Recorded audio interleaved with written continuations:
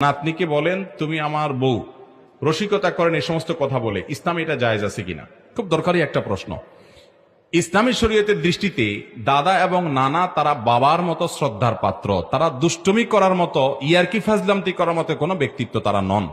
বিশেষ করে এই জাতীয় ফাজলামি, যে আপনার একজন আরেকজনকে দুষ্টুমি করে বললো আমি তোমাকে বিয়ে করলাম, তুমি আমার নাতি, নাতির সাথে কিভাবে বিয়ের কথা চিন্তা করতে পারে? এটা মুখ দিয়ে বলতে পারে কিভাবে? যে দাদা নানা করে তাদের জাহালাত আছে, মূর্খতা আছে, আর যে নাতি নাতনি দুষ্টামি করে দাদা নানার সাথে বা দাদি নানির সাথে, তারাও মূর্খতার মধ্যে আছে। তাদেরকে বাবার মতো, দাদাকে এবং নানাকে বাবার মতো, দাদিকে এবং নানিকে মায়ের মতো শ্রদ্ধা করতে হবে।